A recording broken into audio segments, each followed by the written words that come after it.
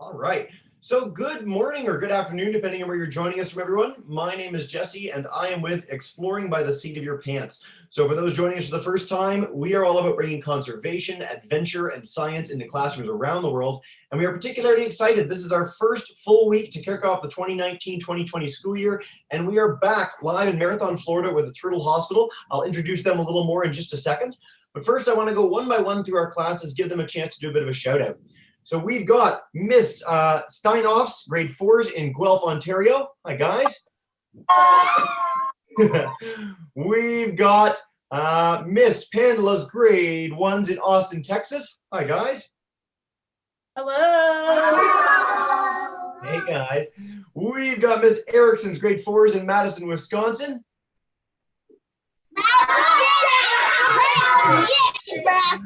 Awesome. And we've got Miss Bendo's grade 3s in Guelph, Ontario. Hi, guys. Awesome. Of course, the reason you guys are all here today is for our speaker. So we are joined live by Teresa in Marathon, Florida, in the Florida Keys. And she's at the Turtle Hospital, which for over 30 years has been doing amazing rehabilitation, rescuing, and reintroducing of injured sea turtles. They've done more hangouts with us than absolutely anyone, so we're always thrilled to have them back. Without further ado, I'm going to turn it over to Teresa. Thanks so much for joining us today, and take it away. Hi, guys. So we're going to start here with one of our patients. This is Poseidon. And so you'll notice as we go along that some of our turtles do have some very interesting names. It's typically the people that find our turtles that get to name them. But Poseidon is a juvenile loggerhead. And so the loggerheads are one of the more common species that we see down here in Florida. And they get their name because they have a really, really large head. Not nearly as big when they're juveniles, but when they get to be adults, which you'll get to meet in a little bit, that head is the size of a basketball. But Poseidon, he's only about 2 years old. He's actually completely healthy. So he's part of what we call our Head Start program, which means that he came in as a hatchling, and then we've kept him for 2 years, giving him a chance to get big and healthy and strong. So that way, when he does get released, he'll have a much better chance of survival. Because not as many things will want to eat him. He'll be a lot bigger, a lot healthier, a lot stronger. So he'll be getting a head start on life. And so he'll be released later this summer because he's nice big now. Or at least a lot bigger than he was. But he's doing amazingly well. And the cool thing about sea turtles especially is like you just saw him come up and take a breath because they do have lungs. They breathe air just like we do. So when they're actually under the water like that, they're holding their breath. But they can hold their breath a lot longer than we can. So when we first came upon him, he was sleeping because they're not like us. They're not awake all day, sleep at night.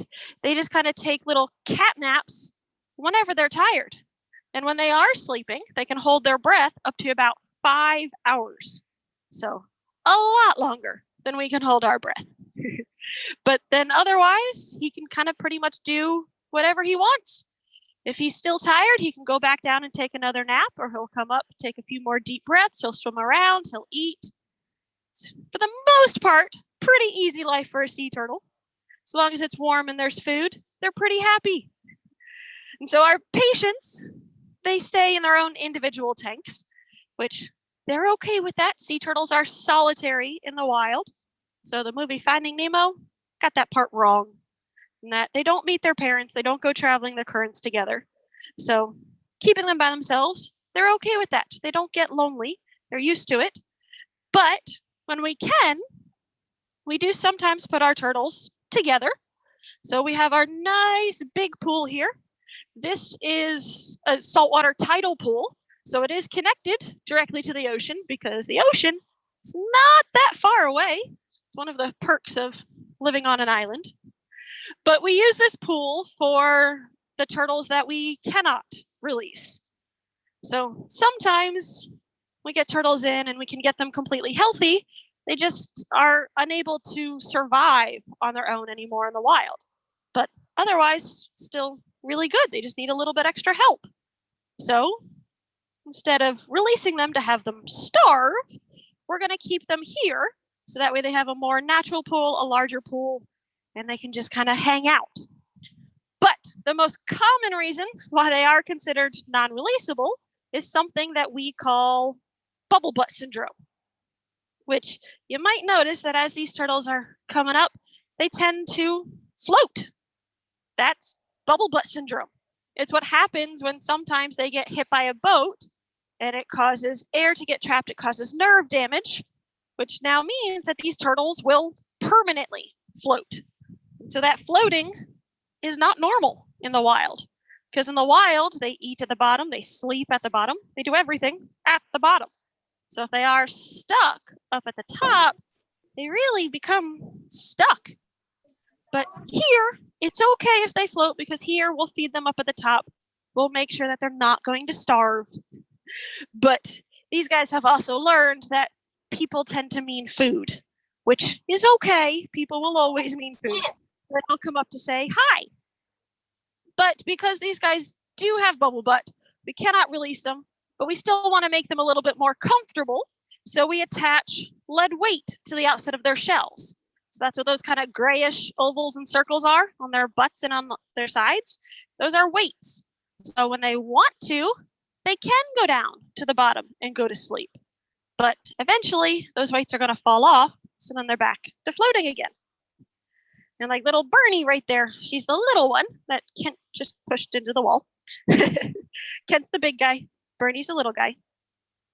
But Bernie and Kent, they like to hang out right underneath the pipes and right where some of the water comes in, because it feels good. It's like the jet of a hot tub, because they do have nerve endings throughout their shell. So think about rubbing your fingernail. How you can feel that? That's what they feel. And just like with dogs, some of them like it, some of them not so much. But because sea turtles are solitary in the wild, when you do put them together, they're not typically mean, but they're not exactly nice either. They just don't care. They ignore each other. So sometimes they will knock into each other. They'll sometimes steal food from each other, but they're not mean. They just don't care. Especially with these guys. These are green sea turtles. They're the other common species that we get. So it's the greens and the loggerheads. And you might notice that even though they're called the green turtles, they're not exactly green. They're brown. But they get their name because they're primarily herbivores. So in the wild, they eat lots of seagrass and algae. Here, they still get green stuff, but it's more lettuce, kale, green peppers, cucumbers, more veggies.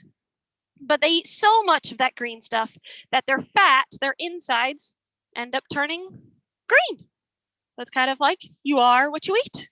Just be glad it doesn't work that way for us, because we all sorts of different colors. But like that guy, that's Coasty. Coasty was found by the Coast Guard. So I told you, the names are just fun. But the greens, they're most commonly what we see. And so that's most commonly what we have here. And so most common when they have to stay, it's because of bubble butt. But we do have two that do not have bubble butt. So Montel is hanging out right here. Montel's literally had everything. It's named after the talk show host because he came in with a lot of drama. So he's been hit by a boat, bit by a shark, entangled in fishing line, and he's had tumors. So he's missing half of his right front flipper, all of his left front flipper, his right eye, and his shell is dented on his left side. So he's had a hard life, but that's okay. In here, he doesn't have to be very fast. He doesn't have to worry about boats or sharks or even finding his own food. He can just kind of go at his own pace. And he doesn't have any problems with that. Just as long as you don't expect him to be fast or to win any races, which I'm not so good at that bit. But the other one is hiding. Our other non-releasable, non-bubble butt is April. He's blind, but he's hiding at the moment. That's one of the good things about this pool, is that it gives them a chance to be a little bit more natural, but if they also want to just sleep and hide, it's very hard to entice them to come up to the top. And then that is Rebel. He's an adult loggerhead. And so he's about 240 pounds. So he's a big boy. And so loggerheads will get to be about 400 pounds. So he's still got some growing to do. And you know that he is a boy, but, an adult, but he's got a long tail. So when these sea turtles are younger, like little Croc, they look identical. You can't tell just by looking at Croc if Croc is a boy or a girl. But Croc could go for either boy or girl name. It's only once they get to be adults, then if they're a boy, they get a very long tail. Whereas if they're a girl, tail stays really short, doesn't go past the end of their shell. And so Rebel, of course, now he's out there in the middle. He's not going to show us his tail. He does have a very long tail.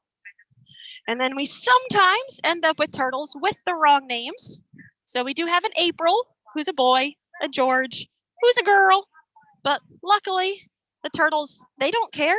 They don't know what their names are. Their names are really just for us. So it keeps it kind of fun. But those are our non-releasable turtles. Our patients, the rest of our patients, the ones that are actually sick, they have their own tanks. And one of the good things about us is that we are located right here on the ocean. And so that's where we get all of our turtles, is from the boaters and the fishermen. So the people that are out there on the water, they see a turtle that just doesn't look normal, and then they call us. And then we have an ambulance. We'll go pick that turtle up. Or if the boat is close enough, they can come right here into our docks. And if the turtle is on the smaller side, we can give the boater permission to get the turtle on their boat, and they just kind of bring it into us. Whereas the turtle's a little bit bigger, then we'll call for help. But like this little guy, this is Little Palm. He was found right off of Little Palm Island. So he's just about 30 pounds. He's a juvenile green sea turtle. So he's been here about a month. He came in, he was found floating, and he has tumors.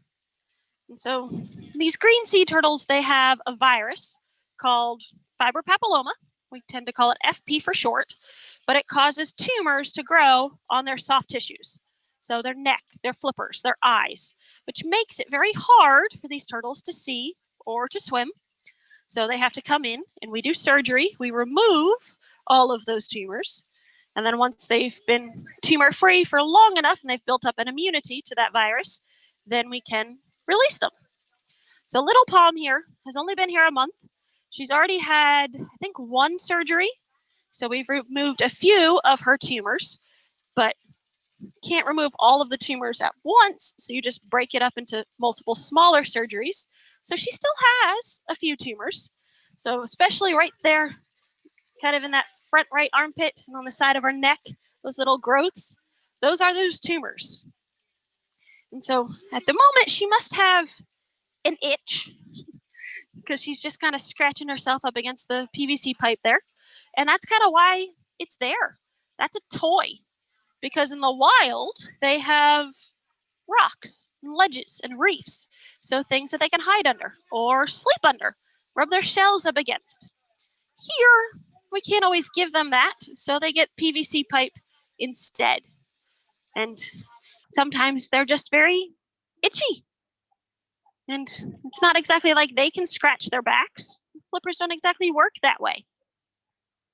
But Little Palm is doing very good. We'll give her a couple weeks, let her heal up from her last surgery, and then we'll do surgery again, remove some more of those tumors. And then how many surgeries they need kind of depends on the turtle, and it depends on how many tumors they have and the size of the tumors and where those tumors are located. One of our patients just had surgery yesterday. Her name is Maisie. And so she's currently all bandaged up. I think we were going for like an 80s neon look this week, but that's why she's all bandaged, because she just had surgery yesterday. And wound care in sea turtles, a little bit different than it is for people, because you can't exactly just stick Neosporin and a Band-Aid on it. Band-Aids don't tend to work out very well underwater. And in a lot of ways, sea turtles are kind of like toddlers. They don't always understand that what we're doing is trying to help them. They just know, I don't like that. I want this thing off. So they're very good at getting out of their bandages. So with sea turtles, it's one of those cases where more is sometimes a good thing. And so that's why Maisie, not quite like a mummy, but she's got a lot of bandages on at the moment just because that's the only way we can get them to stay on. But because she just had surgery yesterday, she's kind of weak at the moment. She's recuperating. So for most of today, she'll probably just kind of sleep and hang out. And then over the next few days, she'll start feeling better, and then she'll start getting a little bit more active. In a lot of ways, they are just like us. Because when you get sick, you get very weak and tired. You just want to sleep all day. Same thing with the turtles. And so that's why sometimes we will give them the shallow water. So she's only in about 1.5 feet of water. So just enough that she can swim around if she wants to. But if all she wants to do is sleep, that's okay too. She really just has to lift her head up just a little bit to breathe. And for right now, she's just taking a nap. But those are some of our greens, especially ones that have those tumors. But we also get a lot of boat strikes. So this is slightly bigger turtle. This is Medea. So she's about 190 pounds. So not quite as big as Rebel, but pretty close. But she's a loggerhead, just like Rebel. So she does have that very large head. Told you, it's the size of like a basketball. But she was hit by a boat. So she's got a lot of damage to the back end of her shell. But she is very lucky because even though it's very wide, it wasn't very deep. So it didn't pierce anything important or essential. So it is healing. She's been here since the middle of May. And so it's doing very, very well. But their healing process is very similar to us. They get a cut that scabs and then scar tissue forms. And even on their shell, that shell is bone. So it does heal, just never fully regenerate. So she'll just never look perfect again. But that's okay. Scars are a part of growing up. And so she's been here for a few months now. So the scar tissue is filling in. Once the scar tissue is fully filled in, so no more scab, no more chance of infection, that's the point at which we can say that they are releasable. But with her, it does seem to have damaged her spinal cord. Her rear flippers are paralyzed and her back end does float. So most likely she is a bubble butt. So instead of her being released, most likely she'll get upgraded down to the bottom pool with the rest of our non-releasable turtles. But we'll wait until she's completely healed before we make that final determination. So just a few more months. And it's just like with people. It all depends on the severity of the injury as to how long it takes to heal. Sometimes these turtles are here for a month or two. Sometimes it's 6 months. Sometimes it's a year, year and a half. Each turtle is just a little bit different. And it all depends on what condition they're in when they first come in. Like Crush, he's one of our newer turtles. He just came in on Saturday. Saturday was a very busy day for us. We got 2 of these large green sea turtles. He's about 100 pounds, but he has an impaction, which means he's eaten some stuff he was not supposed to. We're not quite sure what yet, but a lot of times it does end up being trash and plastic and stuff that they're not supposed to eat, which is why it blocks them all up, makes them constipated, unable to poop, and very gassy. So he tends to float a little lopsided.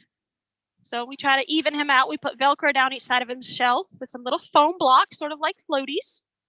And then getting him started on meds to help him poop. Because once he starts pooping and gets rid of all of that, he'll feel a lot better. But he's only been here since Saturday, so he's got a little while to go yet. But again, just kind of sleeping. And then some turtles are kind of different. Because the most common things that we get are like the boat strikes, entanglements, impactions, and tumors. But this guy, this is Splinter. Told you, sometimes the names are fun. But he's about 150-pound green. Also came in on Saturday. So Saturday, very busy day, 2 very large green sea turtles. But Splinter also needed surgery on Saturday. He came in with an entanglement, But he wasn't entangled around his flipper. He was entangled on a spear. When he came in, he had a spear coming out of his neck. And so he had crab trap and fishing line wrapped around the spear, a little bit around his flipper, but mainly around that spear. So he had been entangled for a while. And the crazy thing was, we did x-rays to look at that spear because we had to figure out how deep it went and kind of what was going on with it before we figured out a plan. Turns out that spear went almost halfway through his body. Almost 2 feet of that spear was actually inside of him, which, looking at him now, you're kind of look at this x-ray and go, okay, sure, how are you still active? But miraculously, that spear managed to miss everything. It didn't hit his lungs, it didn't hit any of his internal organs. It must have just gotten lodged kind of in like the fatty kind of muscle area, right along the very top edge of his shell. So extremely lucky turtle. And so looking amazingly well, but he does have an infection. That spear had been in there for a little while. So he's on a course of heavy duty antibiotics and just kind of wound care from where we had to pull that spear out. But hopefully, as long as he continues doing well, it shouldn't be too long, probably just a few months before he's able to be released. But just an amazing story. We don't see that very often, which is a good thing. It is illegal to kill, harm, harass, pretty much interfere with sea turtles in any way because they are an endangered species. That's one of the reasons why we're here, to help take care of them. And so in some cases, things like this, they are accidental.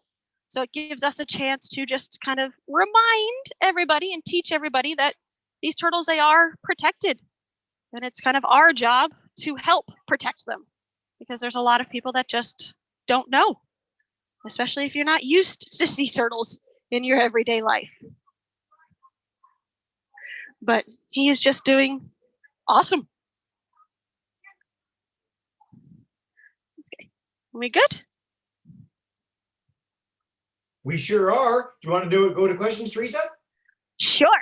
Perfect. Well, thank you so much for that presentation. I'm really glad we got the story of Splinter in. I don't know if any of the classes had seen that on the news in the last little bit, but that's been a big story sort of across the states. And so kudos to you guys, and I'm glad that he's doing better and on the mend. And yeah, let's dive into questions. I also want to note that we've got we've had 14 groups watching live on YouTube. So for any of the teachers that are there, if you guys want to type in questions, just let me know what class you guys are in, where you're from, what grade you're in. You can pass on questions and I'll share them with Teresa. But let's start out and we'll go to Miss Steinhoff's class. If you guys want to kick us off with a question, come on up. My question is, how long have the turtle hospitals been working with turtles? Well, we've been here since 1986. So we were kind of the first turtle hospital that wasn't associated with a zoo or an aquarium. So like when we opened, that's our goal, was to just help sea turtles. Because a lot of the other facilities, because there's about 15 throughout the entire state. Now there's some that are like us, but then there's also like SeaWorld and Clearwater Aquarium. They'll take in the turtles and the dolphins and the manatees, kind of everything. But we're kind of unique in that we were kind of the first that was only for sea turtles. But that's because we're in the Keys. It stays warm down here all year round. So the turtles like being down here all year round. They're reptiles. They don't like it when it's cold. I think the mammals don't like it when it's cold either. But yeah, awesome. Great question to kick us off. Let's go to Miss Pandola's class. If you guys have one, come on up. This is my question. How strong is a turtle? A turtle shell? Good question. Well, that shell is bone. So it is pretty strong. Like think about your bones. Like your bones are pretty strong.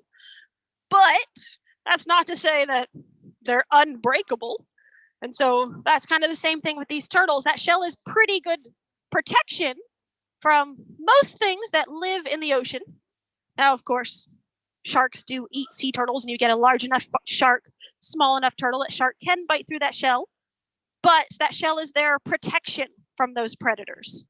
It's just unfortunate that now there's boats, and so boats, of course, are stronger than turtles. So that's why you end up with boat strikes like Medea. But that's okay because she's here. She's healing. Excellent. All right. Miss Reeves' class wasn't in when we began, so grade 4 from Leamington, Ontario. Welcome in, guys. And if you have a question, come on up. My question is, like, how do they, like, some of them, they have their names on their shell, but then some of them don't. Why is that? Well, we try when we can to keep their names written on their shell, especially when they're patients and they're getting medication, so that way we can kind of tell the different turtles apart and kind of guarantee that we're giving the correct medication to the correct turtles. Same reason if you ever go to the hospital, you get a wristband with all of your names and your information. Well, these guys are in the hospital, but they don't have a wrist. So we just write their name on their back with a little paint pen instead, so it doesn't harm them in any way. But once they're kind of done with their medication, they don't need it anymore, then we don't always reapply the names. But the names do eventually wash off. But once you kind of spend all day, every day with these turtles, you do start picking out the differences. Because even the two newest little guys, or not so little, like Crush and Splinter, at first glance look almost identical.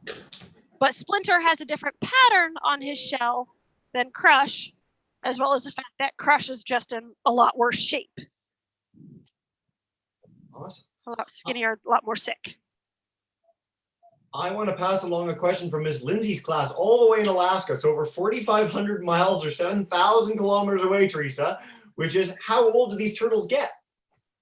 Average lifespan is about 70 to 100 years. So pretty long time. And sea turtles do not have growth rings like a tree. So you never know exactly how old they are. It's just kind of your best guess as to their size, because sea turtles never stop growing. So you can say a turtle that Medea sized, about 190 pounds. She's probably about 25 to 30 years old. So she is an adult now, but just kind of barely. Whereas the turtles that are a lot smaller, like Maisie is only 60 pounds, probably only about 10 to 12 years old. Cool. By the way, I want to say I just love that tape, and that's a very good description of it, like 80s Miami Vice. All right, let's go to Miss Erickson's class. If you guys have a question, come on up. Oh, you should be unmuted now. Oh, there we go. You're good.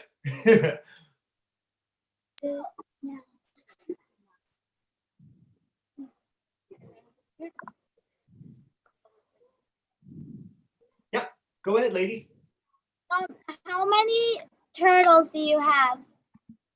Currently, we have 51 turtles. Lately, our average has been between like 45 to 55. So that's kind of about average for us lately. Every year, we typically get at about 100. So they like to keep us on our toes. You never know what you're going to get. Those rascally turtles. All right, Miss Bendo's class, if you want to wrap up our first round of questions, come on up. How many turtles have you released? Good question. A lot. We've been here now for 33 years. In that time, we've released over 1,600 turtles, because we're typically able to release about 70%. And so we do tag everybody when they get released. So they get a little flipper tag, little metal tag attached to the backside of each front flipper, and a microchip. So that way, if they do ever pop up, we know who they are. So out of that 1,600 that we've released, only 3 have ever come back, which is a good thing, because we don't want to see them again, because we don't want them to be sick again. They don't seem to have any problems with that.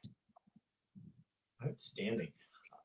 All right, we've got 2 questions that are sort of really close together from Miss Legault's class, which is they missed the very beginning, so they want to know where in the world you guys are, and then what was the motivation to start the Turtle Hospital to begin with? Well, we're down in the Florida Keys. So the string of islands down at the very base of Florida. And so that's why we are surrounded by ocean. And so back in the kind of early 80s, Richie Moretti, who is our founder, he wanted to move down to the Keys, but he needed something to do. So he bought a hotel. So located on an old hotel property. And so it's an old Keys style motel.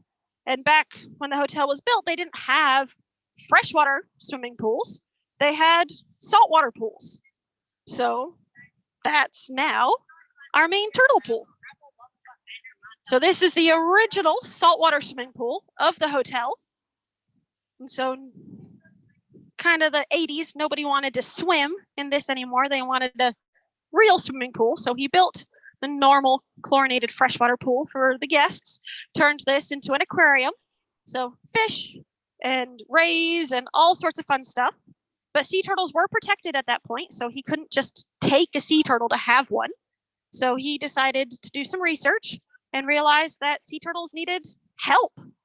And so he wanted to help. He's like, hey, I've got all of this space. And so that's how the Turtle Hospital began.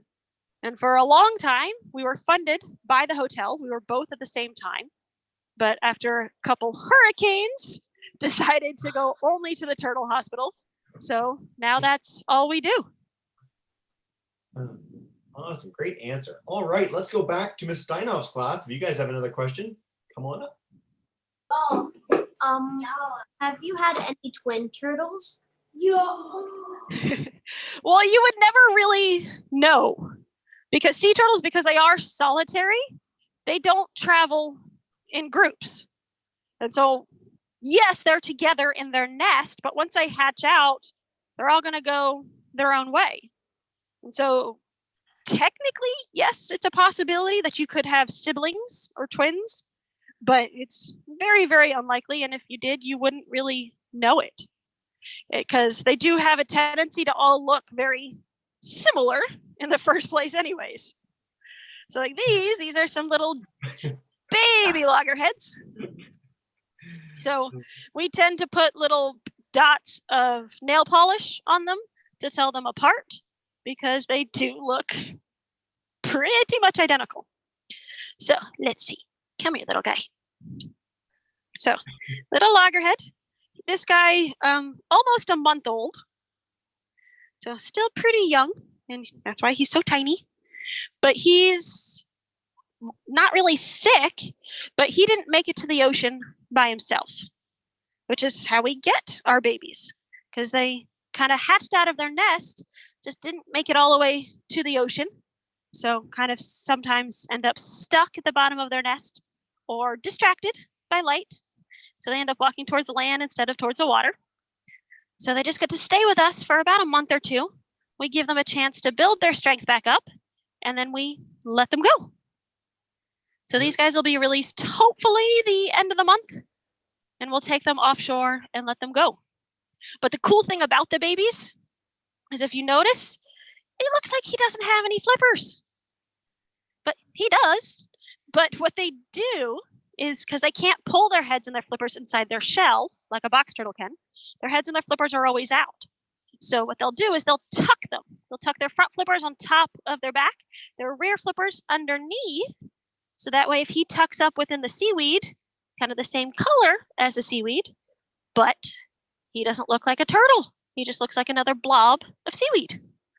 It's one of the ways that they protect themselves. Plus, it just makes them look really funny. That whole thing was fantastic. And if you want some real fun at the end, go back and look at the video of kids when you pick up the turtle, because it's amazing. All right, I'm so glad we got those. Thanks so much. And then we'll head to Miss Pandela's class. If you guys have a second question, come on up, guys.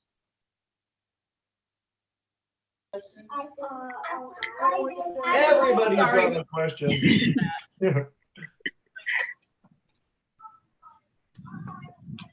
How do you know when the turtle is hurt? Well, you can typically tell based off of its behavior. So like when you get sick, you get very weak and tired and you tend to slow down. Same thing for the turtles.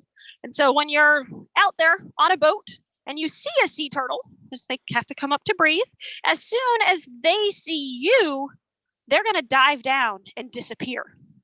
So if a turtle can't do that, or it tries to do that but doesn't get very far, that's how we know that turtle is sick. Because some cases, like Splinter, clearly you could tell that he was not well. He had a spear sticking out of his neck and all that trap line. So yes, in some cases it's very, very evident. But turtles like Crush looks perfect on the outside. But he was floating, very weak. He couldn't really swim very much. So that's how we knew that he was wrong. Because if you're on a boat, you can't catch a turtle. They swim a lot faster than we do. And if you come right up next to them and they still are right there, that's not a good sign. Which is kind of a good thing because it does make them easier to get up on the boat. Sometimes. All right. I'm going to pass along a few questions from groups online to Miss Bauer's group and Miss Lindsay's group want to know, what do you feed them?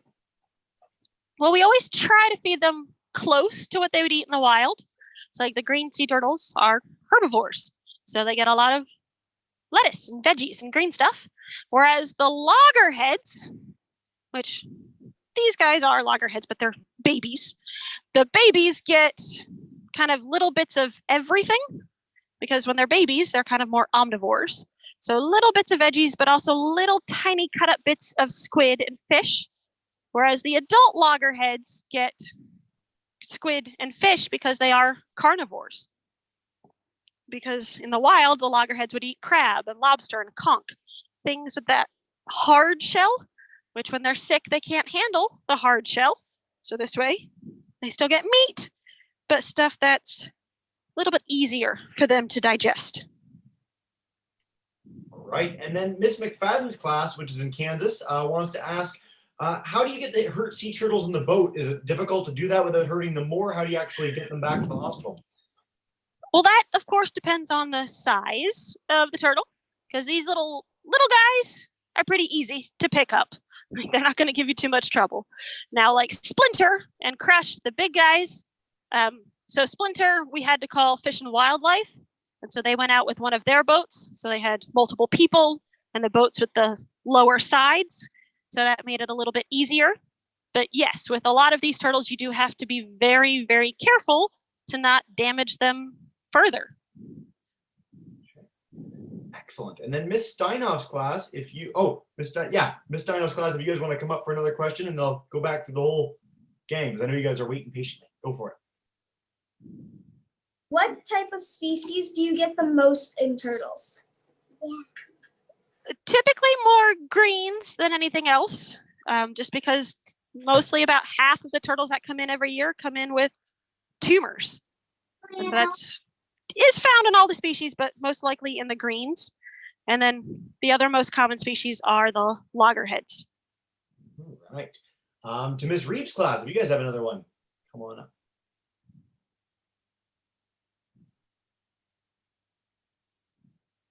Oh, hey, your audio is off, guys. I don't really know why. You're demuted, but your audio is not picking it up. Cadence, yeah. Oh, that's better. Now you're good. There you go. My name is Cadence, and I want to know how turtles are born. Whoops. Well, sea turtles are reptiles, so they lay eggs. So it is nesting season now. Nesting season is May through October. And so typically that mama turtle goes back to the same beach that she was hatched from to lay her own eggs. And so she'll come up in the middle of the night, dig a hole, drop about 100 eggs. Each nest is about 100. So each of these guys has about 100 brothers and sisters. And then it takes about 50 to 60 days for those eggs to hatch. So when it's time for them to hatch, they'll all crawl up out of the nest and then crawl their way to the ocean and swim offshore. And that's all on instinct. I'm sorry to interrupt. I was just going to say at the end of the hangout, I'll pass along to all the classes videos of sea turtles getting to the ocean because it's one of the most incredible things you'll ever see in nature. It's unbelievable. So great question. All right, let's go to Miss Erickson's class. If you guys want to come up, go for it. So what's the most sea turtles you've ever held at one point?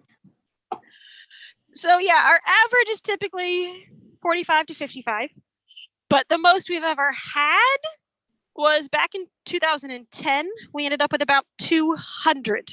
Whoa. So that was a rare event. 2010, it got cold, or cold to us, not cold to you Canadian people, but cold to us. The water temperature in the ocean down here got down into the 50s, which is kind of too cold for sea turtles.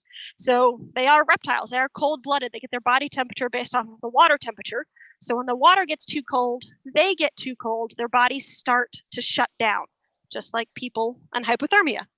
So back then, because it got down into the 50s, the turtles got cold. They got what we call cold stunned. So not really sick, but just cold. So we kind of just had to bring them in. We had them in little kiddie pools anywhere that we could, because what else do you do with 200 turtles?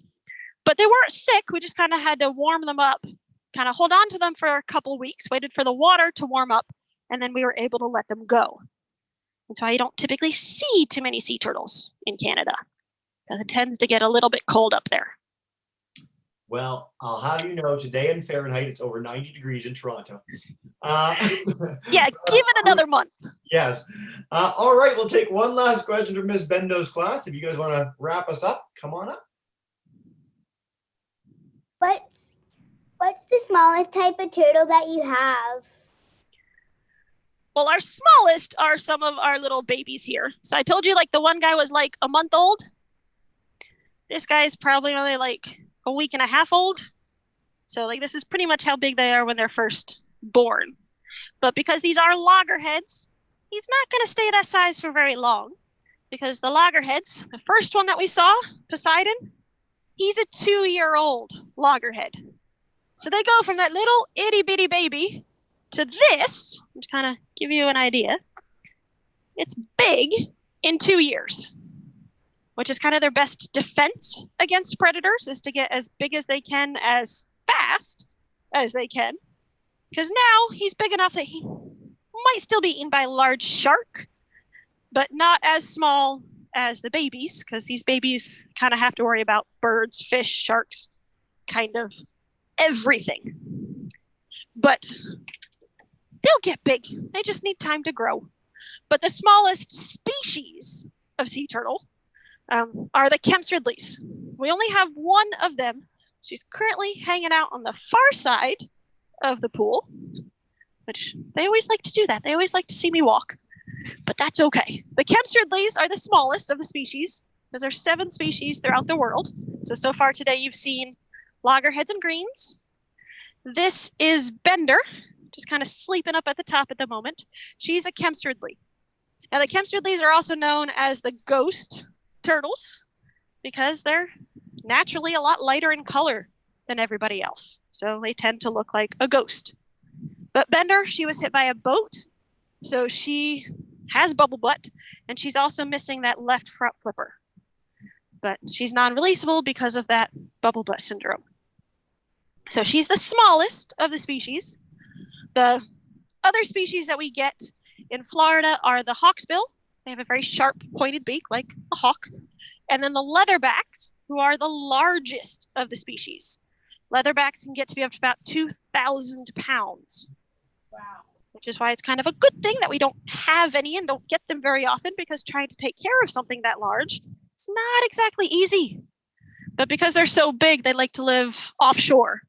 So they don't like being in shallow water around the Keys very often. All right, Teresa, this has been fantastic as always. And for the classes joining us today, honestly, this is the best video quality we've ever had since we switched over platform. So it's so exciting. It's turtles in high definition, which is awesome. Teresa, before we wrap up, what is something that classes can do if they want to learn more or contribute to the cause that you guys are doing there, or just find out more on how they can help turtles? Well, you can go to our website, which is very difficult. It's turtlehospital.org.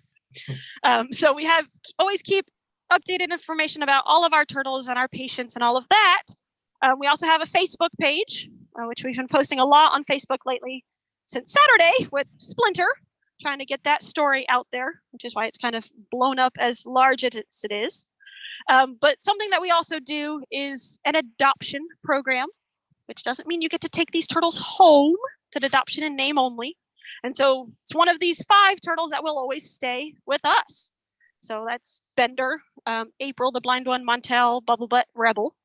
And so it's kind of a way to kind of help donate, but you also get letters throughout the year about that turtle as well. So you get to kind of help be involved. Excellent.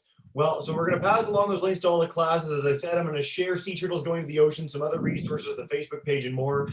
What we do at the end of every Hangout, Teresa, I'm going to demute everyone's microphone. So Miss Pendula, Miss Erickson, Miss Steinhoff, Miss Reeve, everybody, Miss Bendo, if you guys could join me in saying a huge thank you to Teresa for joining us today. You're all demuted. Go for it.